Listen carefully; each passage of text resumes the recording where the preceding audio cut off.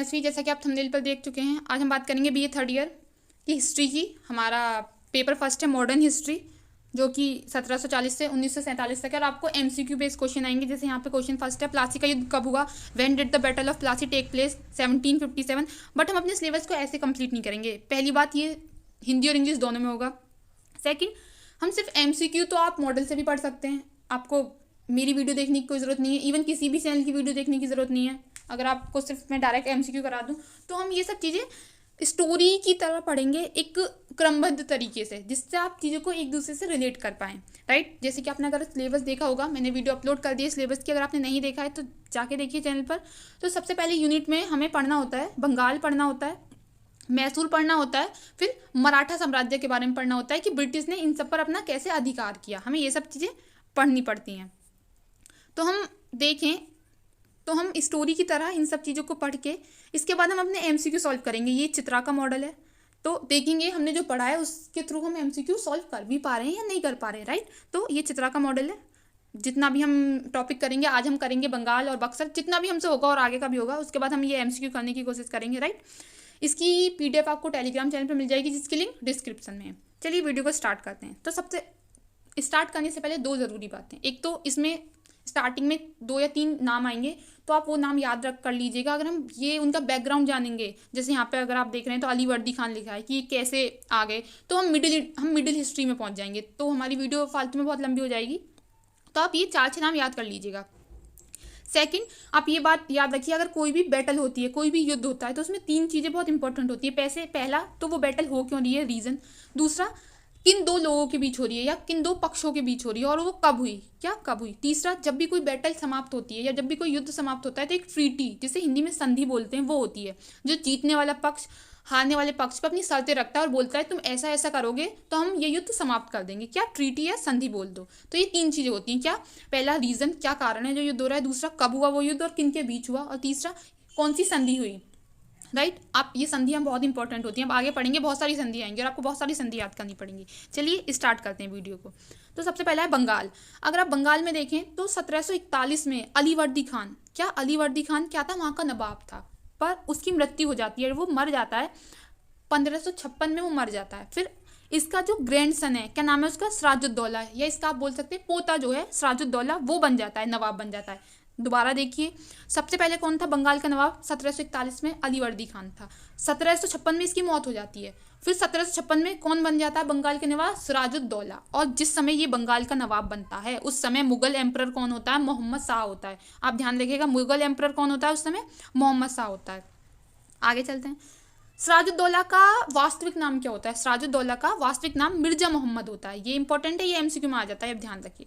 अब जब ये बंगाल का नवाब बन गया, सिराजुद्दौला बन गया, अब जब कोई राजा है तो उसके शत्रु भी होंगे। तो इसके 2 शत्रु तो बहुत सारे थे इसके, पर इसके 2 इंपॉर्टेंट शत्रु थे। कौन था? पहला था हिंदू, जो वहाँ पर जो हिंदू जनता थी या इसके नवाब के दरबार में जो हिंदू लोग रहते थे, एक तो वो इसके शत्रु थे। दूसरा, उनका क्या नाम था? अमीर चंद्र, जगत सेठ, राय दुर्लभ, आप इनके नाम याद रखिएगा, ये बहुत इंपॉर्टेंट नाम है। और रेबेलियस कमांडर मीर जफर। मीर जफर को तो आप याद रखिएगा, मीर जफर तो बहुत आगे तक भी नाम आएगा।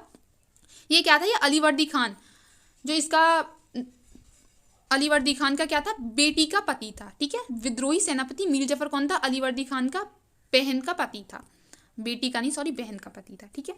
अब क्या हो गया? अब वो बंगाल के नवाब इस समय कौन है? सिराजुद्दौला, हमने बात कर ली है। तो इसी बीच ब्रिटिश ने क्या किया कि बिना बंगाल के नवाब की अनुमति के कोलकाता किलेबंदी करने लगे, कोलकाता पर किलेबंदी करने लगे। English fortified Kolkata without the nawabs permission.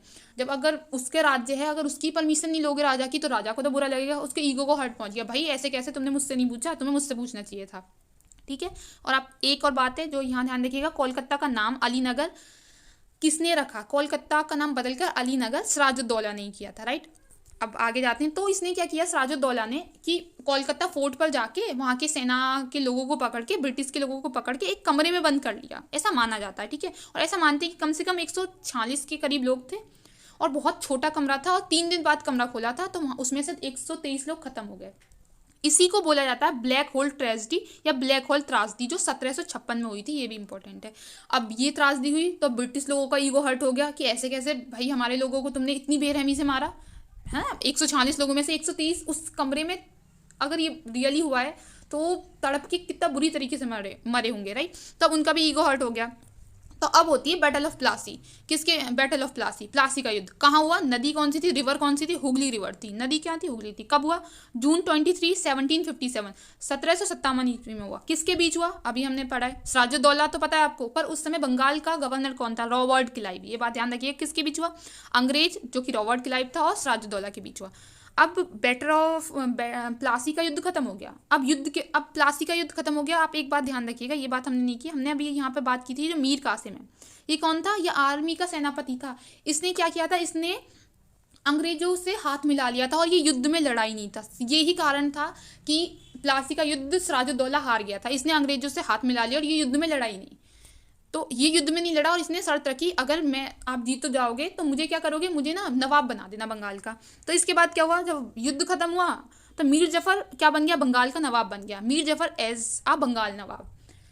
तो अब मीर जफर को जब उसने साथ नहीं दिया अपने लोगों का, तो अंग्रेजों का गीदड़ किसे बोला जाता है? अंग्रेजों का गीदड़ मीर जफर को बोला जाता है। आप ये पॉइंट याद रखिएगा। अब क्या होता है, मीर जफर के दो रिलेटिव होते हैं। सबसे पहले तो उसका खुद का बेटा होता है जिसका नाम है मीरान। उसके बाद मीर कासिम होता है, क्योंकि मीर कासिम आगे आएगा जिसने बक्सर का युद्ध लड़ा है। तो अभी आप रिलेट कर पाएंगे कि मीर कासिम कौन है। मीर कासिम मीर जफर का दामाद है। मीर कासिम क्या है? सन इन लॉ है। किसका? मीर जफर का। और जब मीरान की मौत हो जाती है, मीरान कौन है? मीर जफर के बेटे की जब मौत हो जाती है तो मीर कासिम सोचता है कि अब भाई मुझे नवाब बनना है। तो ये क्या कर लेता है? ये पहुंच जाता है अंग्रेजों के पास और वहां पर एक ट्रीटी साइन कर लेता है, एक संधि कर लेता है, 1760 की संधि। ये कोई इंपॉर्टेंट संधि नहीं है, बट मैं आपको बता रही हूँ, एक स्टोरी की तरह चल रहा है। जब ये एक संधि साइन कर लेता है तो क्या होता है? मीर जफर को पद से हटा देते हैं अंग्रेज और मीर कासिम को बंगाल का नवाब बना देते हैं। और अंग्रेज सोचते हैं अब बंगाल का नवाब चाहे मीर कासिम बन गया है इस समय, बट पूरी सत्ता जो रियल पावर है वो किसके पास है? अंग्रेजों के पास है। तो अंग्रेज सोचते हैं हमारा मीर कासिम एक पपेट है, जैसा हम बोलेंगे वैसा काम करेगा। बट अंग्रेज बहुत ज़्यादा परेशान करने लगते हैं हर चीज़ में, ऐसा मत करो, ऐसा करो, ऐसा करो। तो मीर कासिम परेशान हो जाता है और मीर कासिम फिर युद्ध करने का सोचता है कि बगावत कर देता है। किस किस के साथ मिलकर बगावत करता है? ये बात यहाँ पर हो गया बंगाल, अब ध्यान रखिएगा, यहाँ पर हो गया अवध, और यहाँ पर है मुगल एम्परर। ये सभी अंग्रेजों से परेशान है क्योंकि ये सब अंग्रेजों से छुटकारा पाना चाहते थे। ये तीनों मिलकर युद्ध करते हैं। किसके साथ? इंग्लिश के साथ। और इन तीनों के युद्ध जो 1764 में होता है उसे बोलते हैं बैटल ऑफ बक्सर। ये आप ध्यान रखिएगा, बैटल ऑफ बक्सर कब कब और किसके बीच हुई? मीर कासिम के बीच हुई जो बंगाल का नवाब है, नवाब और अवध के बीच हुई जो अवध के नवाब हैं, और शाह आलम सेकंड के बीच हुई जो इस समय मुगल एम्परर हैं। और उस समय इंग्लिश आर्मी को कौन हेड कर रहा था? मेजर हेक्टर मुनरो कर रहे थे, राइट। आगे चलते हैं। अब क्या हुआ? ये लोग हार गए, मीर कासिम, अवध ऑफ बंगाल और मुगल एम्परर शाह आलम सेकंड हार गए। जब हार जाते हैं तो हमने पहले ही बात की है, कोई ट्रीटी या संधि होती है, तो यहाँ हुई ट्रीटी ऑफ इलाहाबाद 1765 में, सन ध्यान रखिएगा। और ट्रीटी ऑफ इलाहाबाद किस किस के बीच हुई? रॉबर्ट क्लाइव के बीच हुई।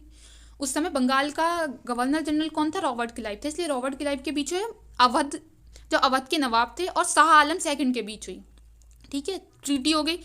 अब मीर कासिम को तो पद से हटा दिया क्योंकि उसने बगावत कर ली थी, उसे निकाल दिया और उसको सालाना एक पेंशन की तरह उसे मतलब बेकार हो गया, उसे तो निकाल दिया। फिर उसके बाद हमने, अगर आपने यहाँ देखा था तो ये जो मीर जफर था ये मरा नहीं था, बस इसे अंग्रेजों ने पद से हटा दिया था। बट अब अंग्रेजों ने क्या किया? दोबारा मीर जफर को पद पे लिया है और इसे दोबारा से नवाब बना दिया बंगाल का।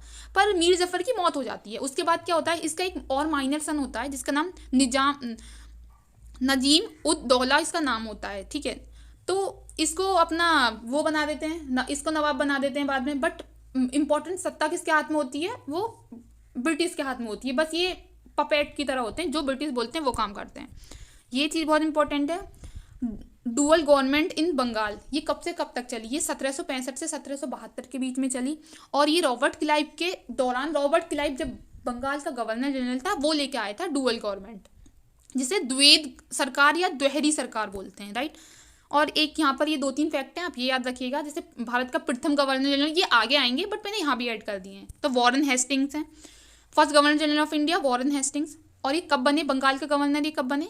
1772 ईस्वी में बने। जब हम अभी मैसूर रेजिस्टेंस पढ़ेंगे और वो पढ़ेंगे मराठा, तब आपको ये नाम बहुत परेशान करेगा, वॉरेन हेस्टिंग्स, ठीक है। और इन्होंने एक व्यवस्था थी जो समाप्त करी थी, क्या? दस्तक या फ्री पास व्यवस्था इन्होंने समाप्त कर दी थी। आगे चलते हैं। अब हम देखते हैं कि हम कितने एमसीक्यू सॉल्व कर पाएंगे, ठीक है। तो जैसा कि यहाँ पहला है, प्लासी के युद्ध के समय क्या मुख्य विवाद था? हमने बात की कि कोलकाता पर किलेबंदी कर दी थी, पर कोलकाता में जो पोर्ट था उसका नाम विलियम था, तो विलियम पोर्ट पर क्या कर दी थी? किलेबंदी थी। ये था, ये हो गया हमारा। अभी हमने डच पढ़ा नहीं है, फिर भी आप यहाँ कर लीजिए क्वेश्चन। डचों ने भारत में अपनी व्यापारिक कोठियाँ बनाई, कहाँ पर? कालीकट में, सूरत में, चिंसुरा में, ये सभी सब जगह बनाई, तो आप याद रखिएगा। प्लासी का युद्ध किस नदी के तट पर हुआ? हुगली नदी पर, ये हम देख चुके हैं। अलीवर्दी खान किस प्रांत का नवाब था? अलीवर्दी खान हमने बात करी है, ये 1741 में, इसका ही तो पोता था जो सिराजुद्दौला बंगाल का नवाब बना था, तो ये बंगाल का था, राइट। अब ब्लैक होल दुर्घटना, अब आप यहाँ ब्लैक होल दुर्घटना 1756 ईस्वी में हुई है, ये भी हमें पता है। अंग्रेजों का गीदड़ या क्लाइव का सियार किसे कहा गया? मीर जफर को, ये भी हम पढ़ चुके हैं। अभी हमने ये नहीं पढ़ा है कि भारत में व्यापारिक समझौता करने वाले पहले यूरोपियन कौन थे, तो आप ये ध्यान रखिएगा, भारत में व्यापारिक समझौता करने वाले पहले यूरोपियन पुर्तगाली थे, राइट। आगे देखते हैं। वास्को डिगामा, ये तो बहुत पहले पहुंच गया है, ये मॉडल में इसमें दे दिया है, ये मॉडर्न हिस्ट्री का पार्ट नहीं है, फिर भी इसको देख लीजिए। जब खोज की थी तो नवीन मार्ग कौन सा था? कालीकट था, राइट। भारत का प्रथम गवर्नर जनरल, ये हम कर चुके हैं, वॉरेन हेस्टिंग्स। और आगे चलते हैं। अंग्रेजों ने बंगाल में 1651 ईस्वी में प्रथम कोठी कहाँ स्थापित की? हुगली नदी पर ही स्थापित की थी, ठीक है। 1764 में बक्सर के युद्ध में अंग्रेजों ने किस शक्ति को परास्त किया? हम ये पढ़ा है, हमने मीर कासिम भी थे उसमें, शाह आलम द्वितीय भी थे, सिराजुद्दौला भी थे, तो ये सब हम पढ़ चुके हैं। अगर आप इसमें देखें तो बहुत सारी चीज़ें अभी हम आगे पढ़ेंगे, जैसे ये जब हम मराठा साम्राज्य पढ़ेंगे, पर ये हमने पढ़ लिया है। क्लाइव के साथ, क्लाइव ने किसके साथ मिलकर सिराजुद्दौला के विरुद्ध षड्यंत्र रचा? तो मीर जफर भी थे, राय दुर्लभ भी थे, जगत सेठ एवं अमीर चंद्र भी थे, हमने अभी पढ़ा ये कि सिराजुद्दौला के दो दुश्मन थे, एक तो हिंदू लोग थे और एक मीर जफर था, तो उसमें ये तीनों चारों नाम लिखे हुए हैं, राइट। प्लासी का युद्ध में नवाब सिराजुद्दौला की सेनाओं का नेतृत्व किसने किया? एक तो मीर जफर तो थे ही, राय दुर्लभ भी थे, तो एक ये नाम मैंने नहीं लिखवाया है, ध्यान नहीं रहा है, मीर मदान भी थे, तो आप ये ध्यान रखिएगा, ठीक है। रंजीत सिंह अभी आएंगे, ये जब आएंगे जब हम मराठा के बाद पंजाब की तरफ जाएंगे और तब वो करेंगे। ये है बंगाल में द्वैत शासन किसने लागू किया? रॉबर्ट क्लाइव ने लागू किया, ये हम पढ़ चुके हैं। अलीवर्दी खान का उत्तराधिकारी कौन था? ऑफकोर्स सिराजुद्दौला था, ये भी हम पढ़ चुके हैं। अंग्रेजों ने पूर्वी भारत में अपनी पहली फैक्ट्री कहाँ खोली? ये हमने नहीं देखा है, तो आप ये याद रखिए, अंग्रेजों ने पूर्वी भारत में अपनी पहली फैक्ट्री उड़ीसा में खोली। कहाँ खोली? उड़ीसा में खोली। ये क्वेश्चन, निसंदेह प्लासी ने कर्नाटक के संघर्ष का निर्णय कर दिया, यह किसने कहा? तो ये कोट है, तो आप ध्यान रखिएगा, यह सरकार एवं दत्ता ने कहा। किसने कहा? सरकार एवं दत्ता ने कहा, ये हमने पढ़ लिया है। किस गवर्नर जनरल ने दस्तक या फ्री पास व्यवस्था समाप्त की? वॉरेन हेस्टिंग्स ने समाप्त की। वॉरेन हेस्टिंग्स बंगाल का गवर्नर किस वर्ष नियुक्त हुआ? ये भी हमने कर लिया है, सन 1772 में।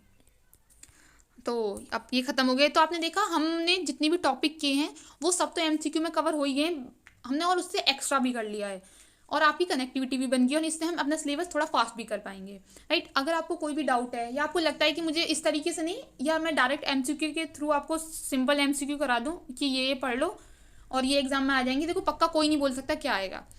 तो आप मुझे कमेंट करिएगा। अगर आपको वीडियो अच्छा लगा है तो लाइक करिए, चैनल को सब्सक्राइब करें। आज के लिए इतना ही।